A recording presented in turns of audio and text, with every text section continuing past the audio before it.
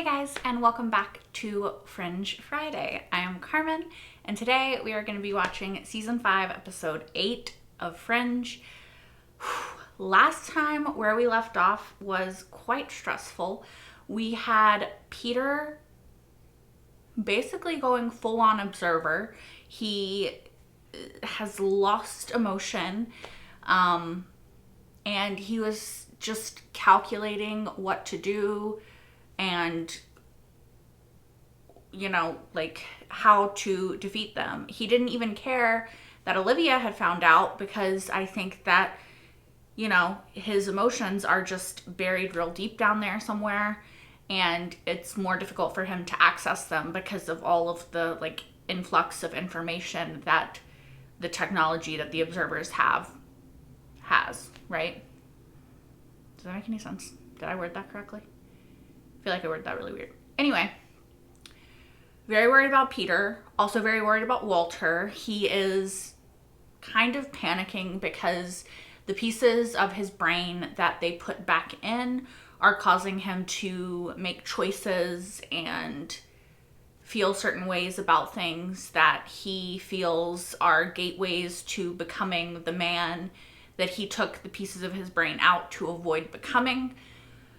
I think personally that it would be really empowering for Walter to come to the realization that he can still be the man that he wants to be, that he can choose to be that man despite what's in his brain.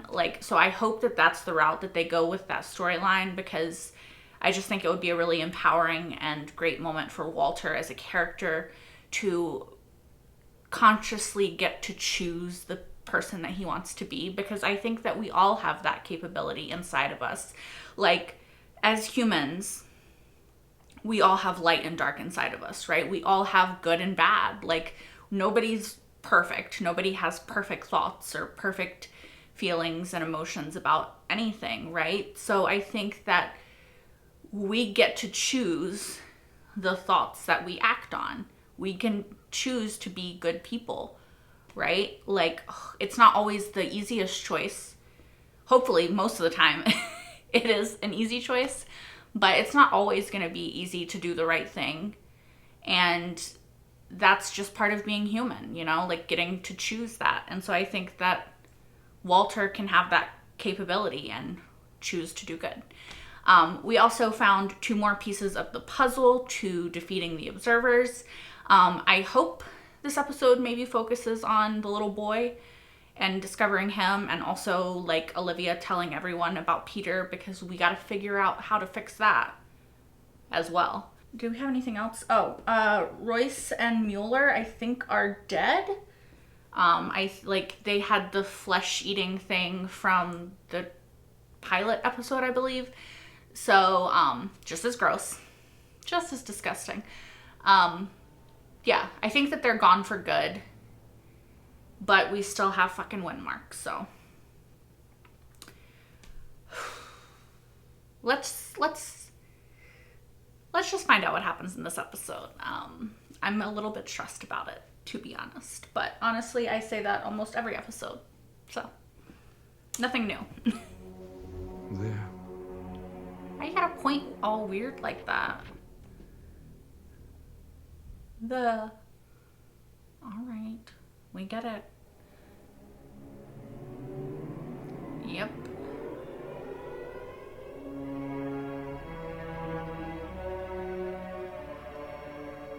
Why would you not take that opportunity to kill him?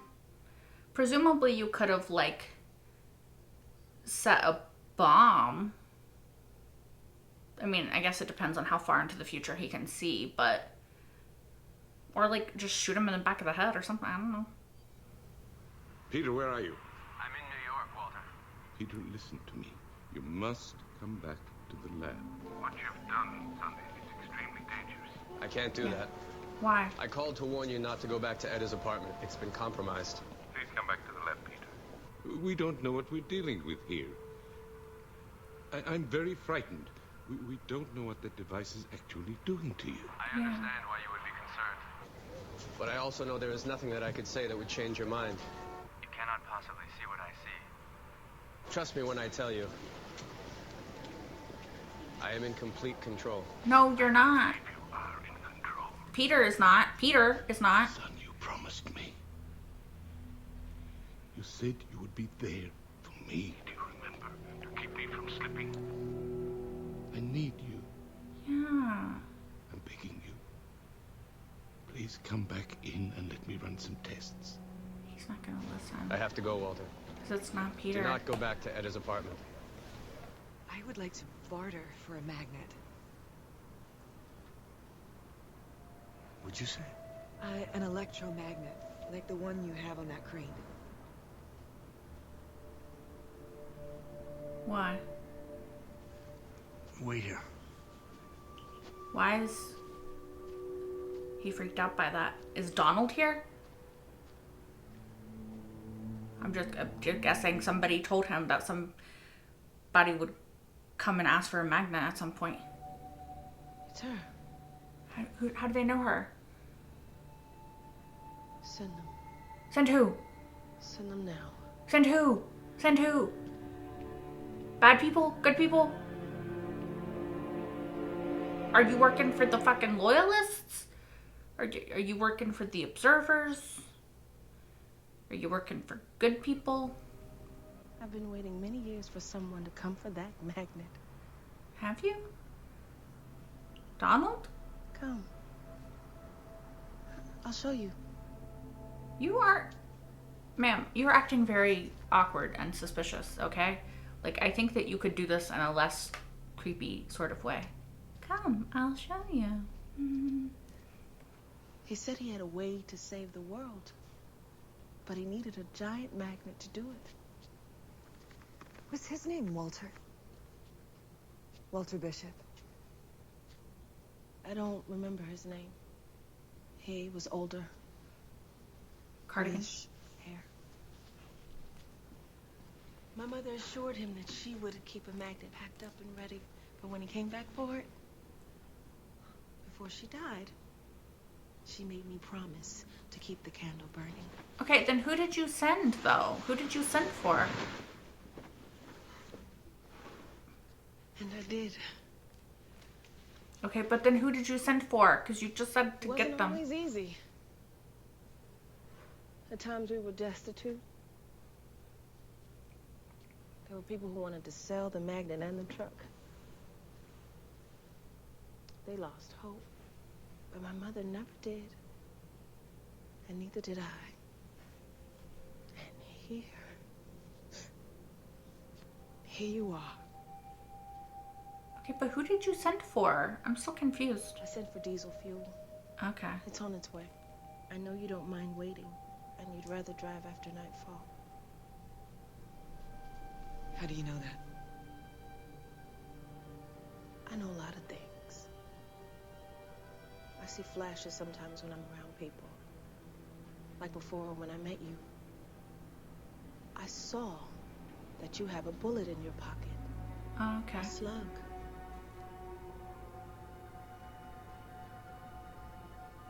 I've always had a gift.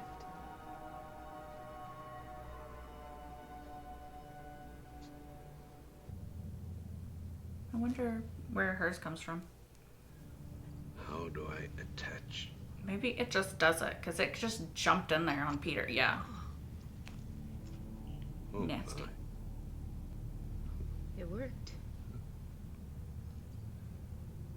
Whoa. This is a lot of neural activity. I've never seen anything like this. It's all moving along the cerebral cortex, Okay. which controls higher level thinking. See that? The cerebral cortex is becoming so thick that it's overriding the area used to control emotions. That's why they don't feel things. Remarkable. Controlled evolution. It's worse than I feared. Yeah. So that's how they evolved to not have feelings. Nobody's gone to get diesel fuel, have they? You're wrong.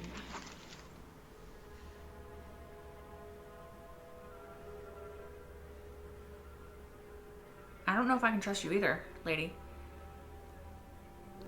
Fuel's here. Ah, we're were y'all being sus as fuck then? Did you think you are the only one who can manipulate futures? That's what I'm saying. Well, I know that you have been making adjustments to mine. I have been making adjustments of my own. Yeah. We know you switched the briefcase. We traced it back to the restaurant, and that gave us an origin point for you. I knew you were at the intersection when you caused me to miss the lab. The two events were in close enough succession that I could determine a probable future. I have led you here to this place. Why? Everything has taken place as I intended. Maybe he knew that.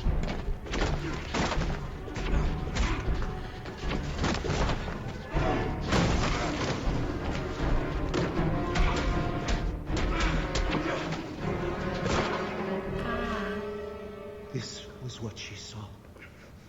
This was her last thought before she expired. That's fucked up. Your emotions make you weak.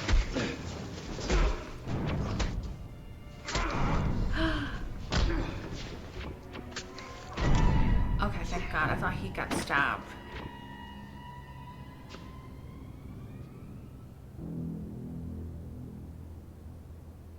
Maybe his emotions make him strong, bitch. Maybe you're fucking wrong. You know, people make up explanations. Assign meaning to things without knowing. Because it's reassuring. It's comforting. And I can't do that. Because I know too much. But you can't explain how Peter came back. Why are you smiling? Because I believe. You can't know everything. She's right. I like her. I think you can know a lot of things. Science helps that, but there are some things even science doesn't explain. Like how Peter came back, which Olivia should know. That was literally purely love. Like there's no scientific explanation for how he wasn't erased from existence. You, of all people, should know that there is no reason to be afraid. There is. If you lose emotion, you're not human anymore. What are you fighting for? So where the changes will soon be permanent.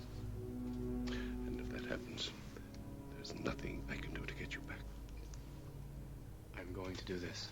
No. I'm going to shift Windmark's future so that he passes through the square at exactly 7:19 p.m. When he does, I will know that he has been reset onto the correct path. I can't allow you to make that mistake. Don't you see, Walter? When he passes through the square, she will be avenged. If you lose yourself, then what was her All death what Windmark did. worth? She wouldn't want that. The plan outlined on the tapes is the way to do it. We need you, son. I need you. As you, Peter. I have to go. Shoot him with a tranquilizer gun or something, damn. Just saying. Hey, don't move! Hands up! It was a trap. What do you got in the truck? Nothing that you'd be interested in. Got any money? Nope.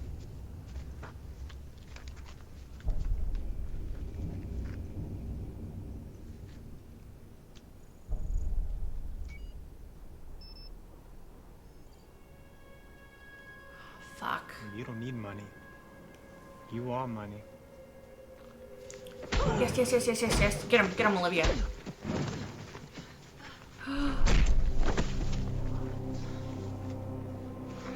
Fucking dick. Maybe Simone saw something and then they're gonna help. Trust me, all right? I've got it covered. You have nothing covered, bro. They're just gonna kill you. If you turn her into the observers, they'll probably just kill you because it's easier. Maybe they'll pay you. I don't know. Oh, dang. She's creating... It's gonna shoot... a bullet? Fire?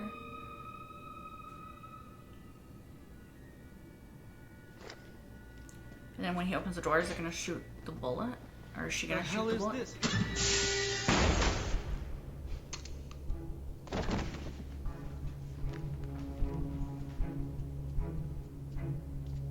Olivia, you are fucking smart. Don't. Put your hands on your head. Where's Briggs? He's fucking dead. Peter. Okay, Olivia. You are. Walter told me about Windmark. Surprised he didn't say that. And he almost killed you. I have already turned that to my advantage. See those steps down there? In a few minutes, if everything goes according to plan, Windmark will walk up those steps and pass that fountain. Then I will know that he has been reset onto the correct path. He does not realize it now, but he will be back on the trajectory that I want him on. What trajectory is that? Yeah. The trajectory that leads to his death. He killed our daughter. Yeah, you're gonna let him take you away At too. exactly 5:12 tomorrow afternoon, I will meet him face to face. He will not expect it. He will not have a chance to fight back. At 5:13, I will snap his neck. At 5:14, he will draw his last breath. Peter, I've lost you before over this, and I'm not going to let that happen again. Now, your thinking is way ahead of mine. I understand that. But the fact that I am here has got nothing to do with anything except feeling. And soon you're not going to be able to feel anything, not for me, not for Etta. Yeah.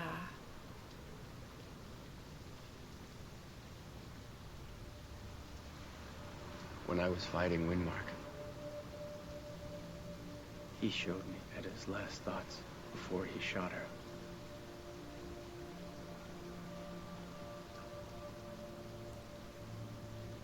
She thought of us. That day in the park, before they invaded, before everything went wrong. Yeah. Her last thoughts. They were of us.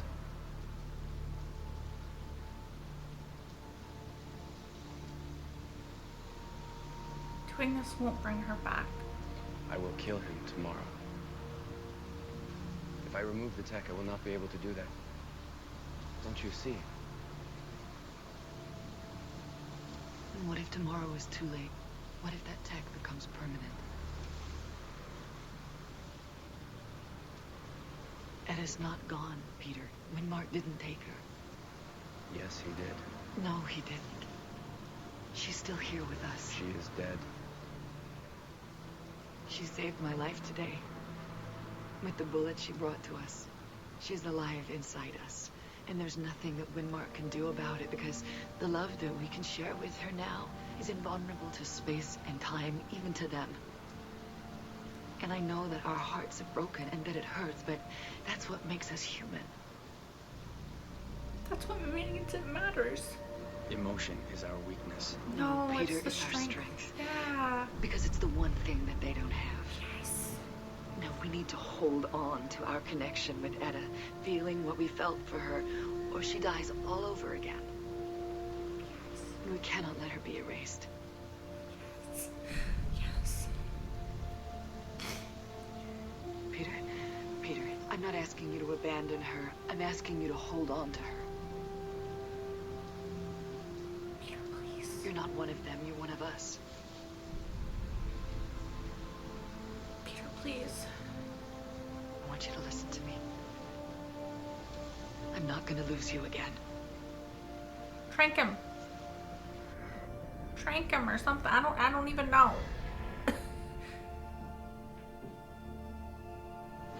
Peter, look at me. I love you. Please be enough. Please be enough.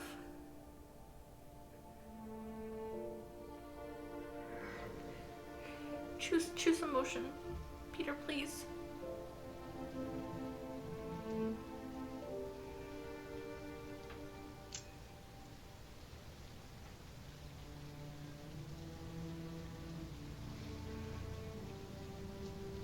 Are you taking it out?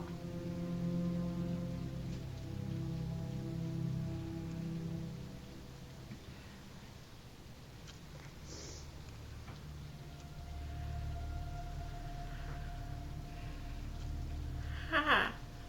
That seems very unsafe.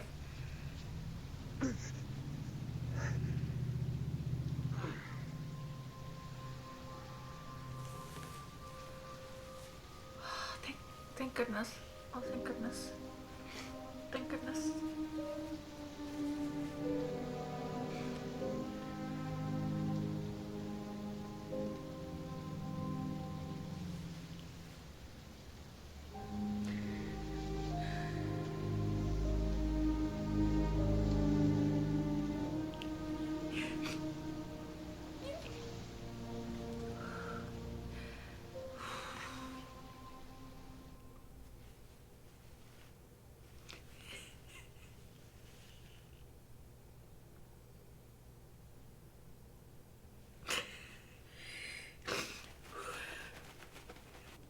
I really loved what Olivia said at the end about how, like, the observers can't take away their love for Etta, right? Like, their love will keep her alive in some way. And that the only way that they kind of win, right, is if Peter does what he was planning on doing, because then that's taking Etta away from Peter, because he won't care anymore. It does really explain a lot about the observers, like I was sort of speculating in the last episode, which turned out to be true. I just didn't know all of the sciencey words for it. But the tech changed the way that their brain functioned. So the cerebral cortex, which is higher thinking, right? I guess logical, rational sort of thinking, became, like, took over, and the emotional part of your brain, which, did they say it? Is it the amygdala? What is the, hold on, you guys. I might just be talking shit. The amygdala. Yeah, okay. They probably said that, and that's the only reason that I remembered. But the amygdala, which is, like, the emotional part of your brain, is, like, getting taken over by the central cortex? Not prefrontal cortex, maybe prefrontal cortex. Cerebral cortex, okay. See? Not sciencey. Anyway, so the cerebral cortex is taking over the amygdala. So all of the parts of your brain that controls, like, emotion, feeling, all of that is being shut off in favor of logic, which makes sense, because technology would see logic and rational, you know, thinking as sort of like higher in the hierarchy, right? And it could just get rid of what it doesn't think is necessary, which is, like, emotion and feeling. However, like Olivia said, and like Simone sort of led Olivia to say, there is, like, something about feeling that I think is superior to pure intellect, right? And obviously I'm a very emotional person. My amygdala is, like, used a lot. But I think that, ironically or interestingly, when the observers introduced the technology that they thought was, like, an evolution, right? Like Walter said, like, of the brain, it actually makes them less human, which again makes sense for why they do the things that they do. Now, interestingly, August and September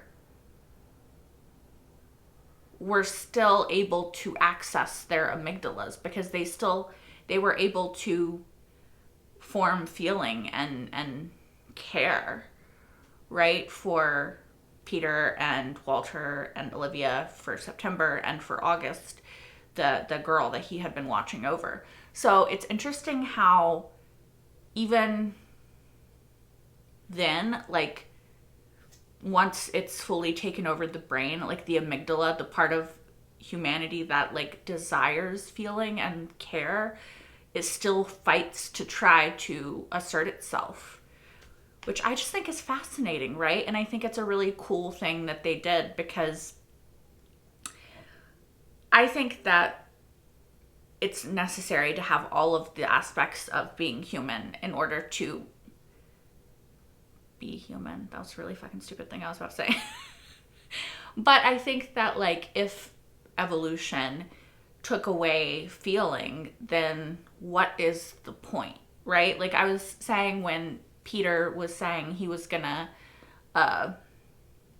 kill Windmark, if you don't care about the people you care about anymore, then like, why does that even matter? Like, there's no need for revenge if you lose the ability to care about the people you care about. If you lose yourself in the process, then does it matter that you were able to achieve the end goal? I don't think so. Etta wouldn't think so. And obviously Olivia doesn't think so. And I think there's also something to be said about this idea that Fringe has, right, where it's very scientific, but it also acknowledges that there's things that can't be explained by science. And while love as a concept of like firing of neurons and emotion, like all of that can be explained by science, I like how they still sort of, you know, show that even things that can be explained can't fully be explained, right? Like when Peter came back because Walter and Olivia just cared about him so much that he couldn't be erased from existence. Like, there was no scientific explanation for that. Like, they just fucking loved him that much. Yeah.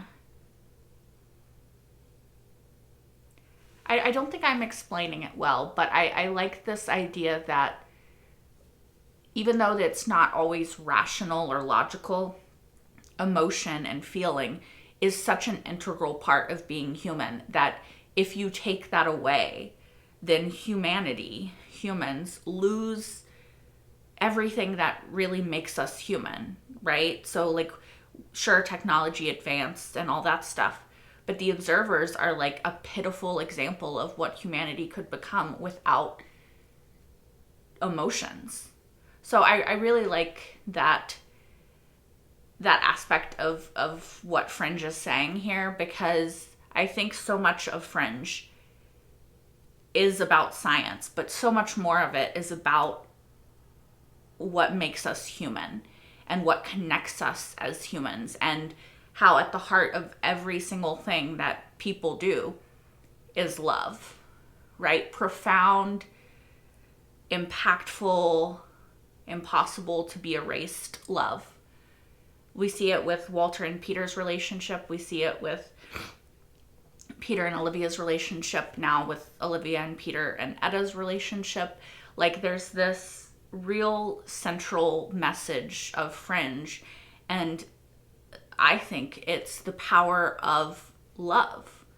It's how just central and integral to being human loving each other is, and how without that, in the absence of that, nothing matters. Nothing at all on this planet matters without that, without love, without people to share your life with and to love and to care about and to exist with.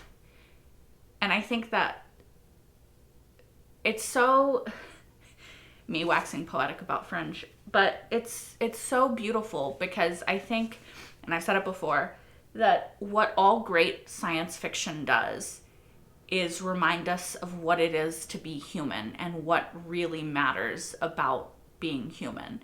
And it's something that makes me love science fiction so much. Like, I absolutely adore science fiction. It's my favorite genre of anything. It's just, it always gets me more than anything else, because I think,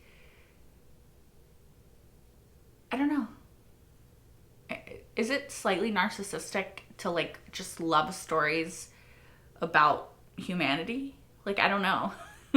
Like, it's not like about me personally, but just like humans in general, and like this idea that there is something inherently beautiful and worth saving about humanity, and how at the end of the day, that is not in our advancements in technology or our advancements in medicine or anything like that. It's in our ability to give a shit about one another. I just think that that's fucking beautiful. Like, I don't know. Anyway, sorry. I'm getting off topic. I actually really liked Simone in this episode, even though I was sus as fuck of her for like 90% of the time that she was on screen. But I think that they framed it that way on purpose to sort of, like, we're not sure if we trust her. Olivia's not sure if she trusts her. And they kind of show, like, the way that you have to, like, have your guard up around everybody in this world, because there's never a point where you're, like, until the very end, sure that she can be trusted. Even when she drinks the water, I'm like, okay, that doesn't mean that you're not calling people. Like, it just means the water is not poisoned, you know? But ultimately, I really liked her character, and I like that even though Olivia tried to convince her out of it, she was steadfast in her belief that there was a purpose beyond just an anomaly, that she has that gift. Yeah, I don't know. I liked her. I hope we'll see her again. I don't know if we will, because, excuse me, there's very little of the show left, and I don't know that there's reason to revisit her character, but I wouldn't mind seeing her again. Okay, we have another piece of the puzzle now with the electromagnet. I'm still trying to figure out what we're doing. So we now have little observer boy. We have the eggs, 2 of them. We have a giant electromagnet, and we have, what else do we have? We have the quartz, right? I feel like I'm even less sure this week about what the hell any of that means than I was last week. Like, what is the giant magnet gonna do? Sorry, I'm trying to think thoughts in my head. And like, does it have to do with like the wormhole? Does it have to do with like, I don't know what sending a giant magnet through the wormhole would do. They would have to know that something magnetic was on the other side. Unless, like, I don't know. I feel like like I said, I feel like I'm more confused than ever about what the plan actually is. Ironically, because we're getting closer and closer to actually having to enact the plan. Like 5 episodes away. We're 5 episodes away from the end of Fringe. Nope. We're not thinking about that. Okay. Don't know what the plan is. Happy to have Peter back. Now that we have Peter back, Peter can bring or keep Walter there with us. And maybe the next episode is going to be about furthering the plan. Maybe it's going to have the little boy. I mean, we're getting close. We're getting close to the end, you guys. So we need to, like, we need to defeat the observers. We fucking need to. We got to get rid of Windmark, okay? Like, I can't. I also stand by the fact that I feel like Peter could have poofed into existence and shot him when he was at his apartment. And I don't know why he didn't. because they clearly didn't see that coming. I don't know. Also, they did bring up something that in this episode that I don't know that we've heard before, and that's the Truth Church. And in the Truth Church, you can't be scanned. So is there some sort of technology in these churches that stops people from being scanned? In which case, that could be beneficial and useful to know for the future, maybe. I don't know. Anyway, I think that I'm done rambling at you guys. Thank you, as always, so much for watching. If you want, you can like, comment, and subscribe if you aren't already. You can also watch the next episode right now over on Patreon if you're watching this on YouTube, as well as my entire full-length reaction to this episode and every single episode thus far of Fringe. That is over on Patreon as well. I hope to see you guys next time where, I don't know what's gonna happen. But if you join me next time, we can find out together. Until then, bye guys.